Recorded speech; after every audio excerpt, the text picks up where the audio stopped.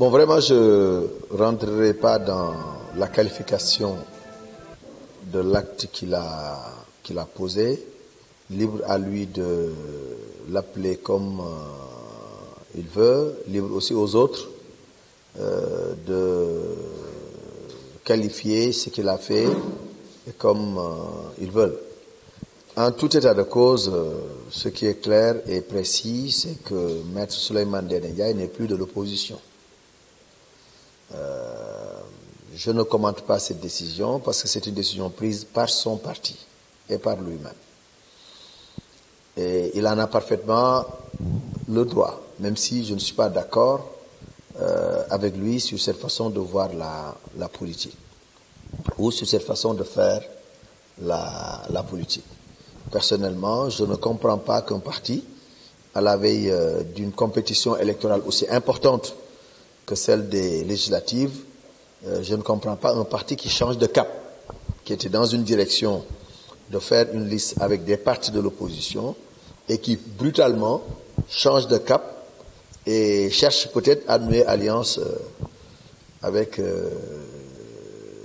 d'autres partis qui sont peut-être plus proches de la mouvance présidentielle. Donc, c'est son droit, mais en tout cas, nous pensons que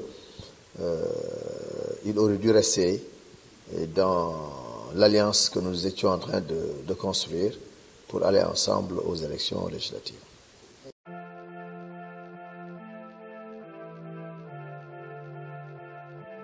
Moi, je ne vois pas de gestion sobre et vertueuse. Une gestion sobre veut dire sans grand bruit, une gestion discrète. Mais je crois que tout ce que nous sommes en train de constater dans la marche du parti au pouvoir, tout, je dis bien tout, est rythmé de folklore, est rythmé de grosses dépenses, est rythmé de beaucoup d'autres choses qui ne peuvent pas rentrer en ligne de compte dans le cadre d'une gestion sobre. Je ne pense pas aussi que la gestion soit vertueuse, du tout. Je comprends parfaitement que oui, c'est un parti au pouvoir, mais je crois que la vertu, les vertus doivent être partout remarquées. Et malheureusement, en ce qui concerne le régime qui est en face de nous, nous ne sommes pas en face d'un régime qui respecte les Sénégalais, qui tient compte de la vie des Sénégalais, qui respecte le statut de l'état de droit de notre pays, ou même qui respecte la démocratie sénégalaise. Mais si vous le posez à un ancien ministre de Wade, mais la réponse ne peut être que oui. Nous pensons que nous étions mieux que lui. Nous travaillions plus que lui. Nous travaillions mieux que lui. Nous avions fait un excellent bilan. C'est maintenant que les Sénégalais se rendent compte de leurs erreurs. Mais il reste clair qu'on ne peut pas comparer Wade à Macky Sall. On ne peut pas comparer le régime de Wade au régime du président Macky Sall.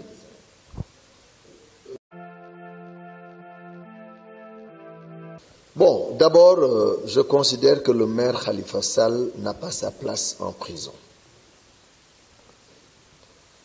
Je considère que le maire Khalifa Sall doit être immédiatement libéré, lui et ses co-détenus. Je considère aussi que l'opposition, les démocrates, tous ceux qui sont épris de paix et de justice, doivent se mobiliser pour exiger sa libération. Parce qu'encore une fois, notre pays n'a pas besoin d'emprisonner le maire de la capitale pour des broutilles. La loi, c'est vrai, elle est dure, mais je crois que la majorité des Sénégalais pensent que Khalifa Sall n'a pas tort, pensent que le dossier a des relents politiques, pensent que c'est pour de la politique qu'il a été emprisonné. Donc c'est normal que ses partisans, ses amis se mobilisent politiquement aussi pour qu'il soit libéré. Et voilà un peu moi ce que je voudrais dire concernant le cas Khalifa Sall.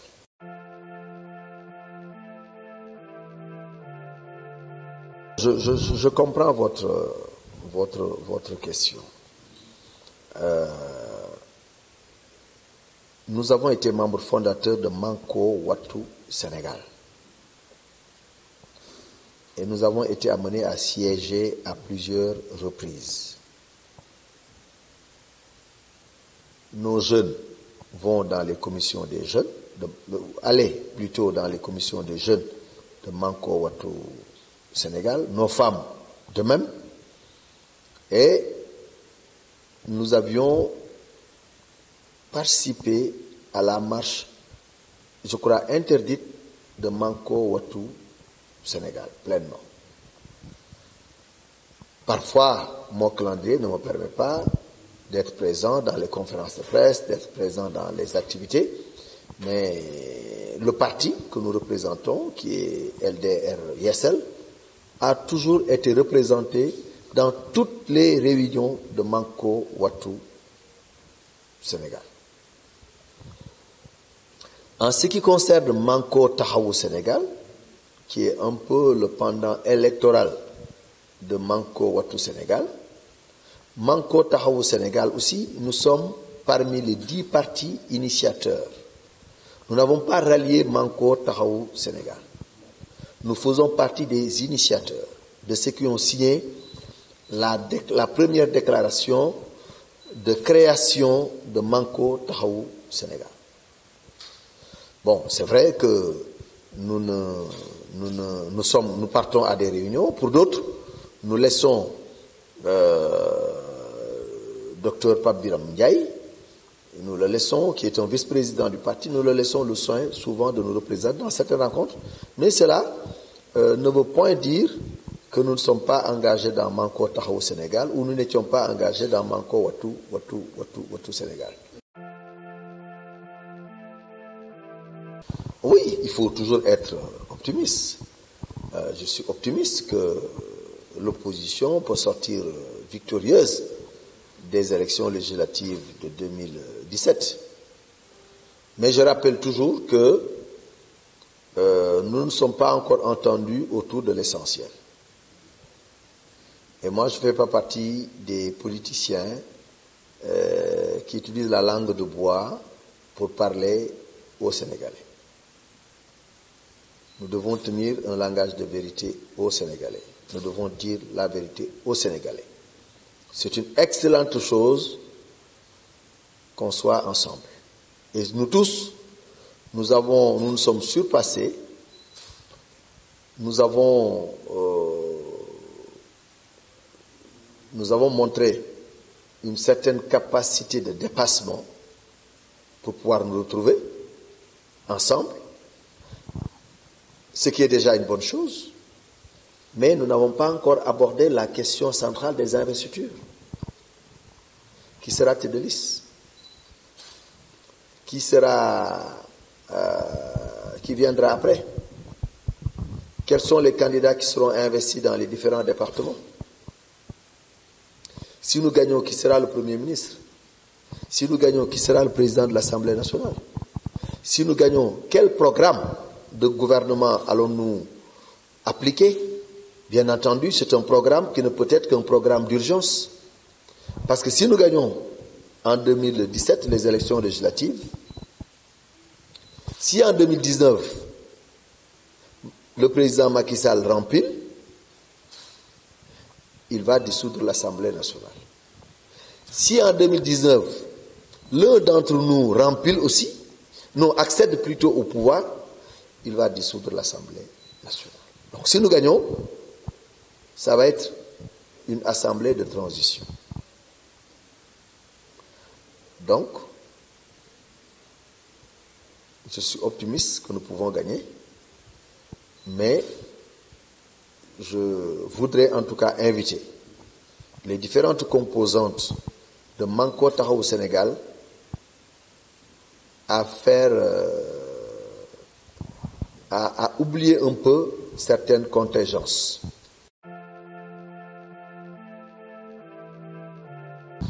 Non, je ne suis pas en train d'insinuer des accords. Je suis en train de décrire la présente situation où nous n'avons pas encore échangé sur des questions importantes. Nous pouvons échanger et tomber d'accord. En tout cas, c'est tout le souhait de LDR-ISL. C'est tout ce que nous souhaitons nous entendre. Mais malheureusement, nous pouvons aussi discuter et ne pas nous entendre. Parce qu'il faut dire la vérité au Sénégal.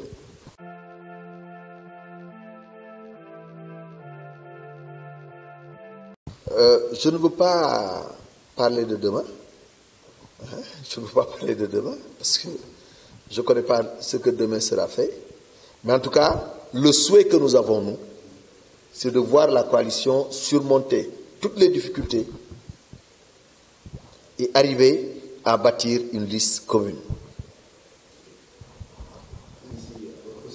Pourquoi ce n'est pas possible? La Constitution l'a prévu. Non, mais parce que tout simplement, ils n'ont pas lu, ils n'ont pas compris la cohabitation. Ici, au Sénégal, le Premier ministre doit sortir des rangs du parti majoritaire. Donc si nous partons aux élections législatives et que l'opposition devienne majoritaire, c'est l'opposition qui doit choisir le Premier ministre. C'est l'opposition qui doit choisir le président de l'Assemblée nationale. Parce que le président de l'Assemblée nationale est élu par les députés. Donc si, à la suite des élections législatives, l'opposition est majoritaire, mais j'espère que l'opposition sera suffisamment responsable pour s'entendre autour d'un candidat et ensuite le porter au perchoir. Si le président de la République, contrairement à la Constitution, désignait un autre Premier ministre qui ne viendrait pas des rangs de l'opposition, mais le Premier ministre sera attendu à l'Assemblée nationale et l'Assemblée nationale va voter une motion de défiance, une motion de censure. Et le Premier ministre sera obligé de changer le président sera obligé de changer de Premier ministre. Donc, ce que la Constitution veut dire, c'est que le président a l'obligation de choisir le Premier ministre dans les rangs de la majorité à l'Assemblée nationale. Donc, c'est parfaitement prévu et c'est parfaitement possible. Maintenant, il n'y aurait pas de problème en cas de cohabitation. Soit que nous sommes des responsables. Nous aimons notre pays, nous aimons le Sénégal, nous avons chacun de nous a capitalisé une certaine expérience politique, une certaine expérience parlementaire. Donc, personne d'entre nous n'aura comme seule mission de bloquer le pays. Ça n'a pas de sens. Pourquoi bloquer le pays? Nous n'allons pas le bloquer et nous n'allons pas chercher à le bloquer, d'autant plus que si nous gagnons la majorité à l'Assemblée nationale à partir de 2017, il restera quelques mois pour s'emparer du palais présidentiel. Donc pourquoi déconstruire voilà, inutile. Pourquoi déconstruire ce que nous avons déjà construit? Donc, et puis il n'y aura que la paix. Cheikh Abdel Khader Sissoko a été président de l'Assemblée nationale. Il était socialiste et le président Abdoulaye Wade, président de la République. Au début de l'alternance, c'était comme ça. En 2000, quand nous arrivions au pouvoir, la majorité à l'Assemblée nationale était une majorité socialiste. Le président de l'Assemblée nationale était un président socialiste. Et pourtant, le pays n'a pas implosé. Donc c'est parfaitement possible que cela se reproduise. En tout cas, ce serait un nouveau pas franchi par la démocratie sénégalaise. Et je crois que ce serait une nouvelle expérience aussi, que tous les Sénégalais, je crois, seraient disposés à vivre. Non, si nous surmontons les investitures, si nous tombons d'accord sur un programme de gouvernement, un programme d'urgence de gouvernement, si nous réglons la question relative au capitaine, au meneur de l'opposition, c'est-à-dire la tête de liste, il ne se posera plus de problème. Parce que pour les autres, comment mener une campagne, comment faire organiser les temps d'antenne, comme ça quand même, ce ne serait pas un problème. Donc il faut que les Sénégalais prient pour nous, pour que nous nous entendions autour de l'essentiel. Nous avons besoin des prières des uns et des autres. Il faudrait en tout cas, il ne faudrait pas faire de la place à la boulimie. S'il y a des partis qui sont plus boulimiques que les autres, ça ne marchera pas. Il faut que nous tous, que nous soyons animés par un esprit de partage.